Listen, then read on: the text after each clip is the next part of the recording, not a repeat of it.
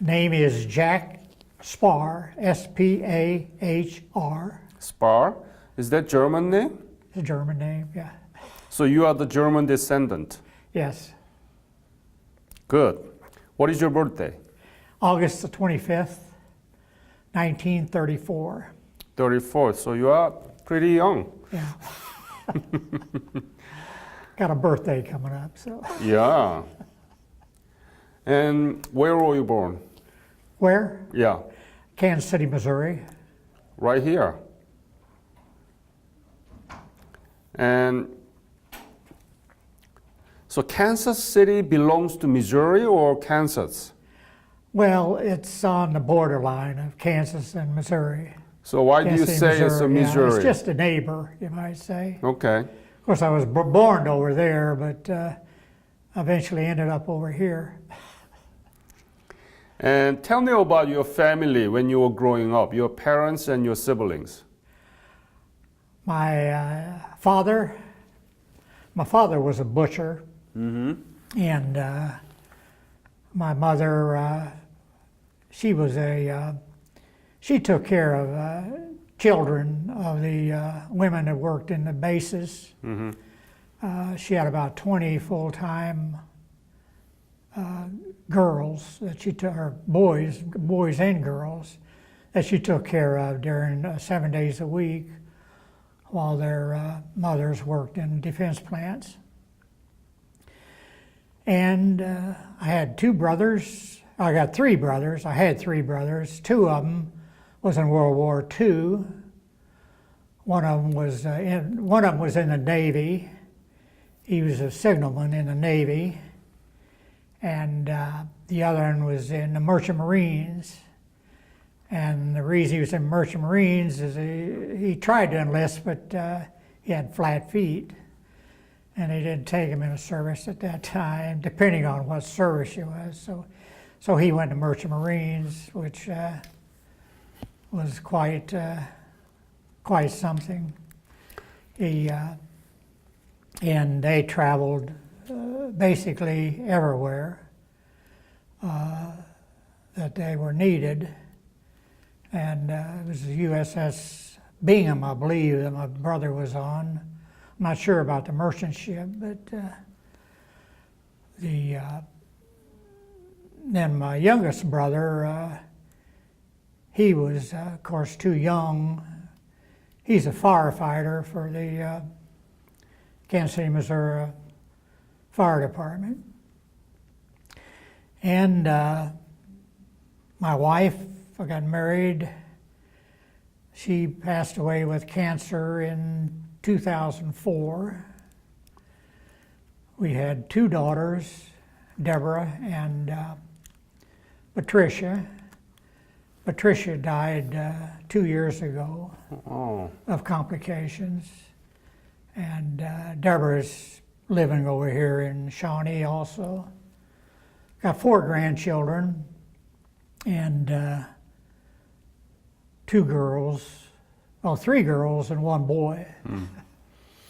When did you graduate your high school and what graduated. I didn't graduate. I went to school at Central High School in Kansas City. And I quit my sophomore year. When was it? I'm sorry? When was it? 1952? Oh, I don't. Had to be 1950, I guess. 50. Yeah. Why did you quit? I quit to join the service. And I went joined the Air Force in November 1951. And of course, before that, I was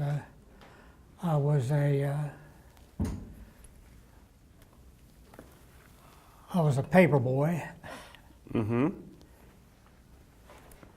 And went into service. Of course, we had to get our parents okay at that time because of the age. And I went into service and was assigned to Lackland Air Force Base in Texas. And after basic training, went to Castle Air Force Base in Merced, California. That's where I was stationed for 2 years, about 2 years, at which time I volunteered to go to Korea. At that time, they didn't tell you where you were going. I volunteered to go to Far East, which is either Japan or Korea. And so we went over there. When did you leave? I'm sorry? When did you leave United States? You left in 1950, let's see, 1956, 57, 56. Was it after the No, wait a war? minute, see, it would have to be 1953. Yeah, 1953 we left for Korea from Kansas. What month? Pardon? What month did you? What was I? What month? Oh, what month? Yeah. Oh, you're bringing up a lot of dates here. I wasn't prepared for that. I just want to know whether you went to Korea before the war. I mean during the war. After the war was presently going on. Right. So it's before July, right? Yeah. Yeah. And went to Camp Stoneman. Went by ship, 18 days to Yokohama. And then from there, they flew us to Korea. Well, that's when we found out we were going to Korea. But At you that said time, that Korea, you volunteered? I'm sorry. But Yeah, the Korean War was, they're right at the point of armistice at that time, 1953. Is that right, 1953? Yeah, yes. And they was in the middle of the armistice when we went. I went to K2, which is down at Taegu, Yeah. and assigned to headquarters, 5th Air Force. They assigned me to the 61 51st Air Base Group, which was in Taegu. Could you repeat that? 5th Air Force and what? They assigned you to an air base group, Which is? which was 61 51 Air Base Group in Taegu. It wasn't on a base per se, it was up in the town of Taegu. Yeah. I know that place because I was brought up and my father was in charge of that K2, whole Air Force. Oh, Yeah. Yeah. So I know very well. I can actually draw the map is that right right? now. Yeah. So you got to be careful now. No. probably I'm changed so, a little bit. So I'm so glad to find the one who served at K2. Yeah. But before, what was your MOS? my MOS, Yeah. 70250, Which is? which is you might say, orderly room clerk in office. I was the NCO in charge of the office. And of course, at that time, we had a lot of duties. I was a testing NCO for various testing of the servicemen around the country, around Korea. They would come in there for testing, for a possible advancement to another grade or possible advancement to another service. And also we did payroll. We took payroll out to the troops outside the base. Payroll, they loved payroll. So let me ask about that because I've been asking this question to other Korean War veterans. Yeah. And about how much they get. And, it's about 100, the officers about 200 and 300. But let me ask you this question. What was the salary arrangement? I mean, the range. Do you know? The center range, you say? Salary range for typical rank. I'm sorry, I didn't understand that. So, for example, if you are corporal, how much do you actually pay to them? How much attention did I pay? How much do they pay? You did pay they get them. paid? Yeah. Oh, geez, it was very little. I don't know, must have been maybe, it depends on if they was on a yearly or a weekly or whatever. But at that time, I can't remember, it could be $35, $40 for a week, possibly a month. I don't really remember too much about the pay end of it. We just went out there and handed it out to them. They signed for it, and then we went back. Of course, we had a heavy escort coming and going, so you never know what's going to happen over there. So we were well taken care of. But they would, the servicemen would come to our base, and we would test them, for their various reasons. And some of them were highly classified. So, of course, we didn't see the questions they answer. They always had a senior officer there on that end of it. We just started them and closed them out. So, and then we just took care of the basic, just keeping track of the personnel on the base and assigned them, as they came in to wherever they had to go. And occasionally I was a courier to take different papers over to Japan for either us or the Korean government. And it was quite intensive, we had a lot of duties. Of course, we didn't have a lot of personnel, so we had a lot of duties. Each individual had a duty, Mm-hmm.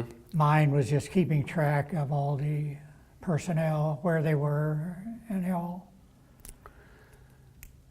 So when about the time that you joined the Air Force, which was 1951, and I bet that you didn't know anything about Korea, right? So what? Did you know anything about Korea when you joined when the I army? went in? Yeah. Oh, absolutely not.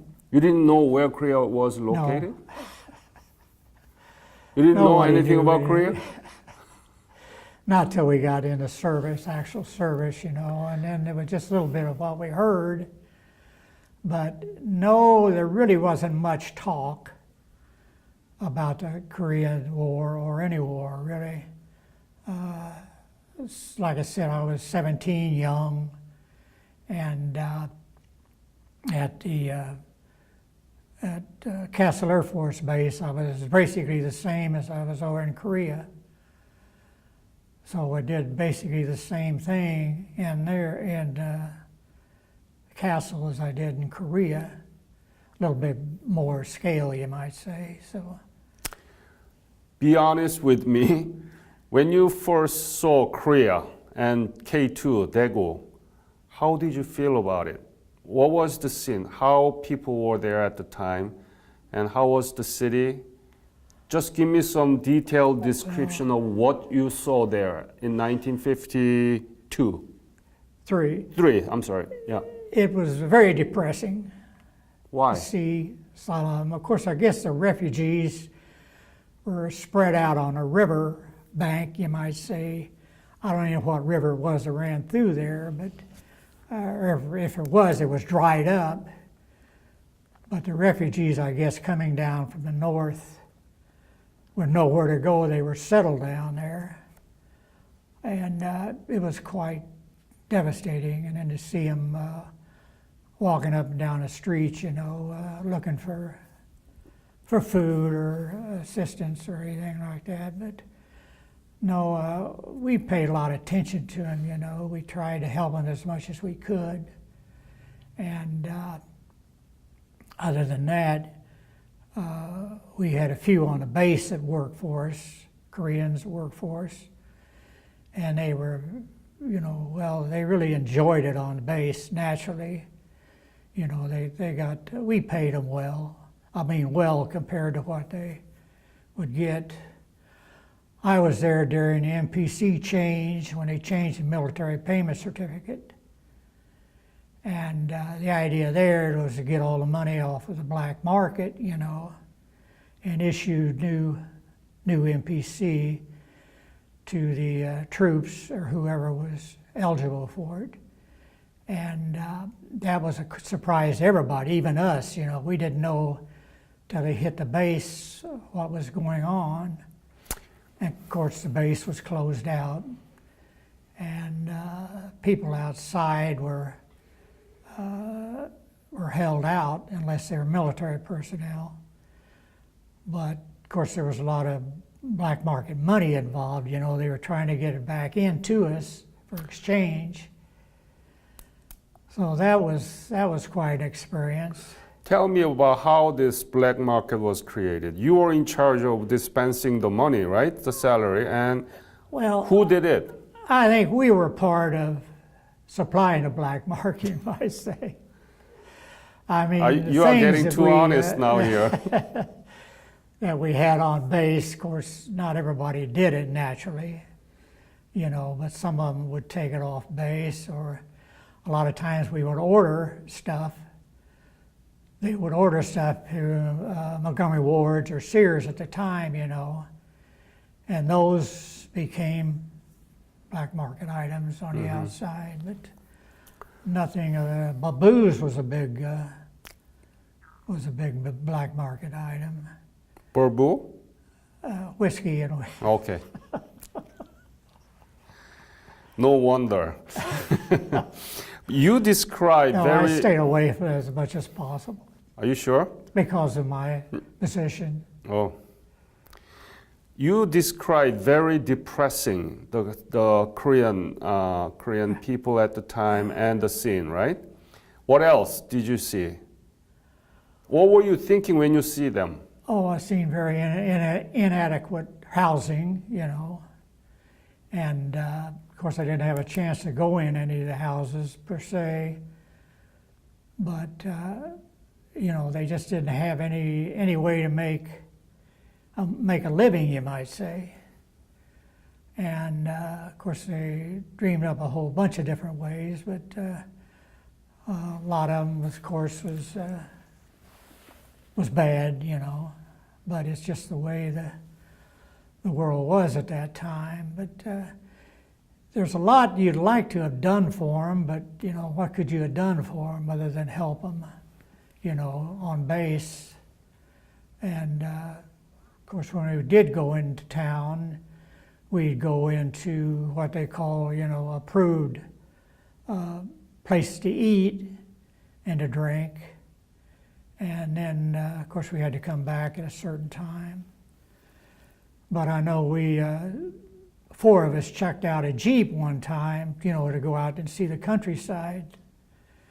And as we was going out the base, they want to know where our firearms were.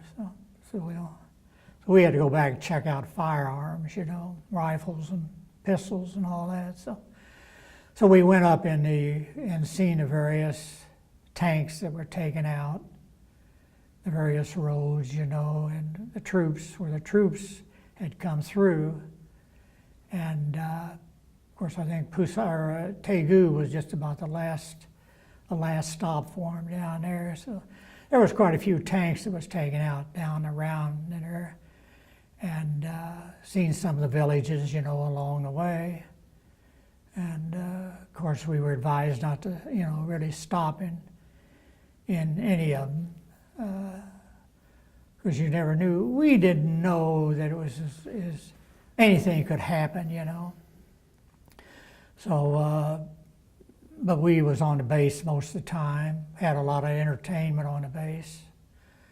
And we got to go to Japan, you know, 2-3 times for leave, and come back and start all over again. But no, the Korean people were very, very, very nice, you know.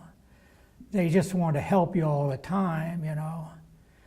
And of course, we'd like to help them too, but we could only do so much. So we could do what we could when we could, you know. We'd give them clothes when we could. And so But other than that, we didn't mingle too much with them. Were there any dangerous kind of moments where you could have been killed or anything like that? Yeah, well, I don't think we realized it at the time, when we went over there. Of course, the armistice was more or less in a process, so I think the fighting was more or less over. There was a few skirmishes, I'm sure, but I don't know. The next big deal was the prisoner of war change, and I was trying to be a part of that. I volunteered for it, but they had plenty of people, plenty of GIs to go up there on that. And other than that, no, there was a few air raids, before that, just to keep us on our toes, but other than that, it was relatively quiet, that far south anyway, so. Have you been other part of the Korea rather than K2? No. No. When did you leave Korea? Left Korea in 1954. And came back, and what did you do? And I was assigned to Bergstrom Air Force Base in Texas. Of course, I belonged to SAC. I was in SAC all the time. Once you're in SAC, Strategic Air Command, you're always in SAC.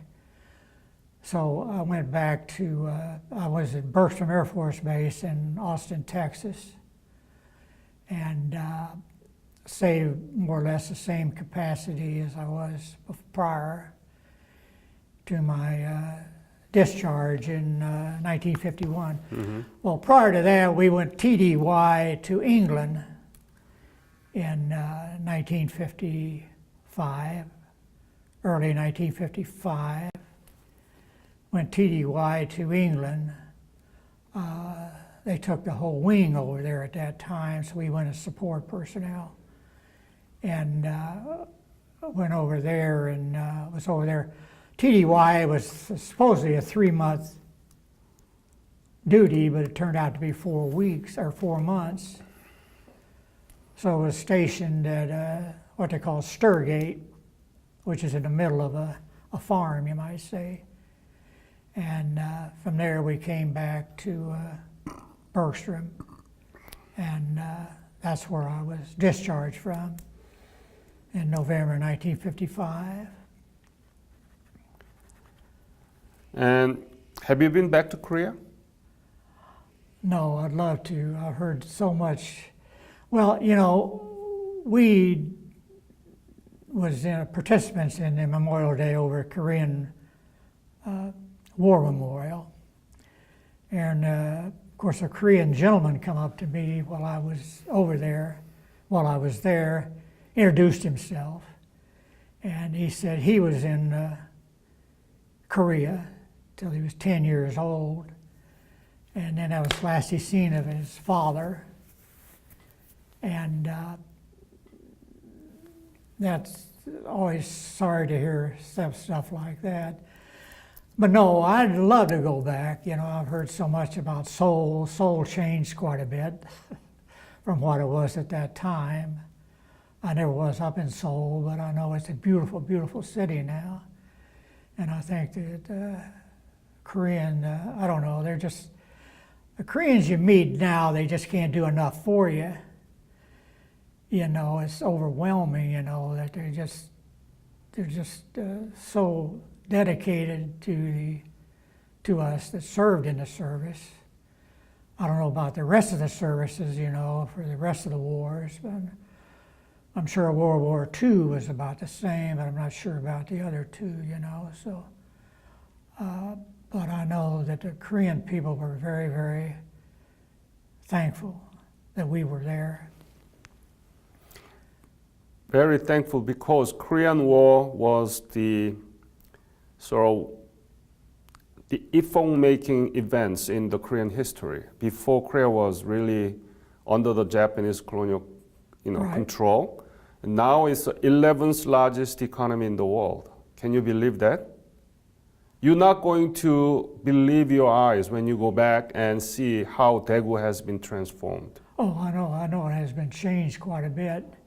Well, I think the same thing was with Japan, you know. When we went to Japan, we seen a lot of, from the war, you know, we seen a lot of destruction there and how they built up. When I was in England, it was the same way, you know. They built up quite a bit since the war. And I've seen all that. And, But England is very different. oh, And yeah, Japan is also very different because very Japan, different. by early 20th century, Japan was one of the strongest nations in the world, and they were Yeah. strong enough to attack the United States, right? Yeah. But Korea has been a failed state until the Korean War. Until the began. Korean War, yeah. And that's when everything broke out. It broke out. I guess they still got a lot of problems in North Korea. So if you are invited, you want to go Korea? Oh, I would very definitely go.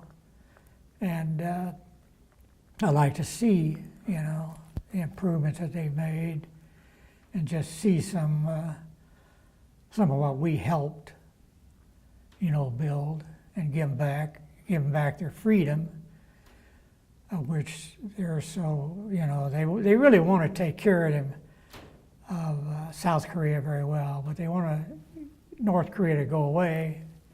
Everybody does, you know. So I think other than that, Korea would be a very good place to visit, you know, as a tourist, or South Korea would be anyway. But, The Korean government running Revisit Korea program, and they take care of every other expenses except half of your airfare. I understand that. Yeah.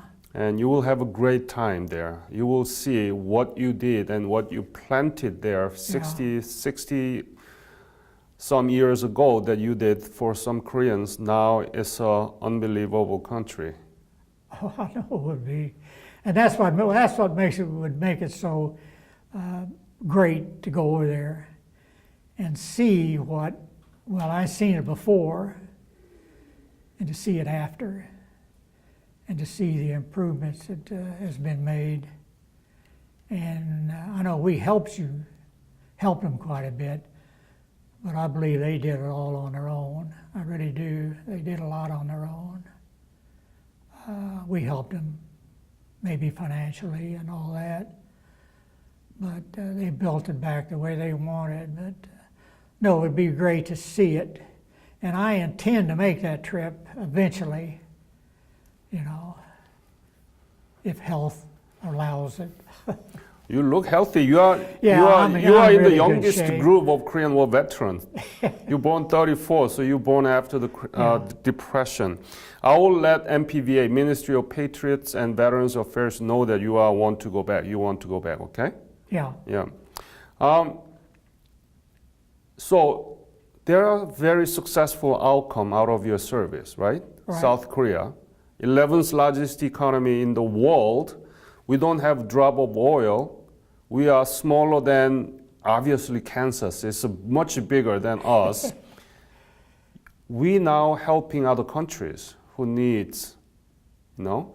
So there has been successful outcome out of your service, but our history textbook doesn't talk about much. Why is that? How is the what?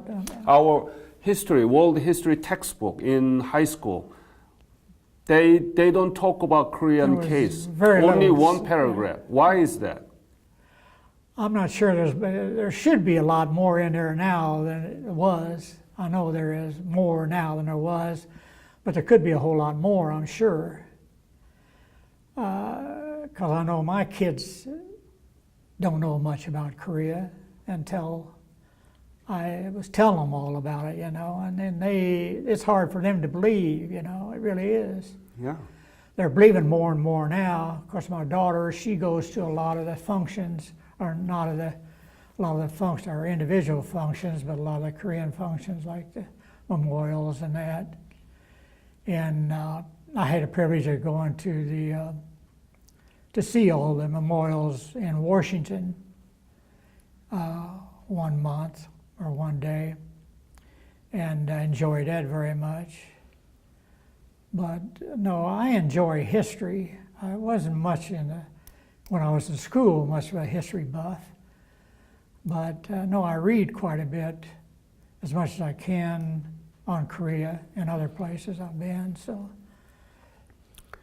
My foundation hosted a Korean War Veterans Youth Corps convention. It's a grandchildren club of Korean War veterans. And I found some history teachers among the descendants of the Korean War veterans. And I asked them to analyze the history textbook about the Korean War. And it's one paragraph, and it still says forgotten war, and it still says, some of them saying conflicts rather than war. And then it's all about MacArthur, General MacArthur and MacArthur. They don't talk about Jack Spahr at all, right? So, they didn't talk about us at all, even when we came back. Exactly. But here recently, probably the past 2 or 3 years, has really changed quite a bit for all veterans, just not Korean. But of course, we were always known as a forgotten war, but I think that's all changed quite a bit.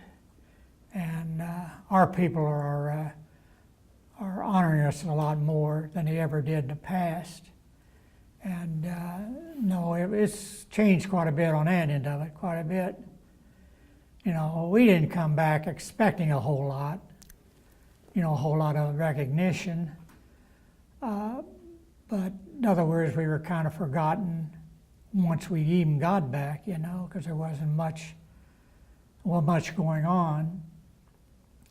Of course, now thank goodness for the Korean Veterans Association, a lot of that is coming back, so all of us know what's been going on, what's about to be. We've got a great chapter president. By the way, he is with us right now, and I'm going to ask him to join you a little bit later, but let me ask this question. You said that you didn't expect much when you returned from Korea, right? You didn't expect much when you returned Korea. No, right? Had you ever thought that Korea would become like this today when you left Korea in 1954? Did you think that Korea would turn out like today? No. You didn't have any hope about the future of Korea? No, I didn't. Did I think it was going to be what it is today back then? Not really. Not really. I think as a serviceman, you don't think too much about that end of it. Of course, you want to get home in one piece. That's your main object. But I think once you leave, you don't hear too much. You don't see too much. So it's not a public forum, like it is now. It's getting more and more, thanks to people like you. Making them aware of it, whether they're doing any good or not, I don't know, but I feel like we are, But no, I get more and more questions, no matter where I go, about Korea. From people I don't even know, they knew I was in Korea. They didn't realize I was in Korea, That's so ridiculous, isn't it? Of course, we didn't wear it on our flag, where we was during the war, or what we did during the war.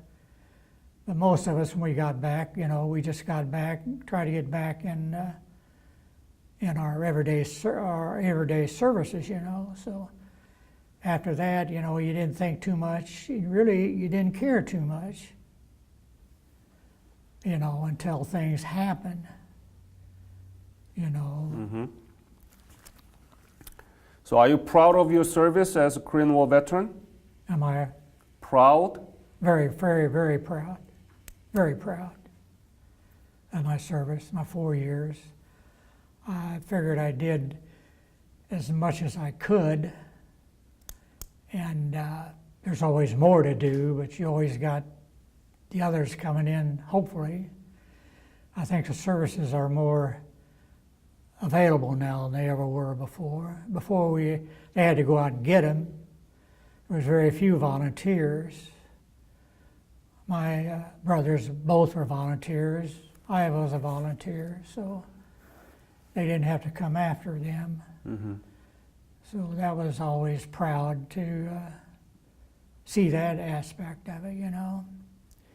And they'd come back and tell us a little bit about what they seen, you know, during World War II.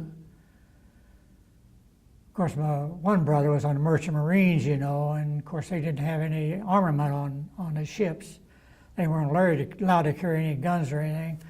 Of course, they wouldn't have allowed to be shot at either, but they were. But every time they got shot at, they got a big bonus. So just kiddy, you know, they stand out there on a shoot me. No, not really, but no, they. So it was very dangerous. Merchant ships were, as the Navy was. Mm-hmm. So, but no, why I joined Air Force, I'm not really sure. It just looked good, you know. Air Force looked good.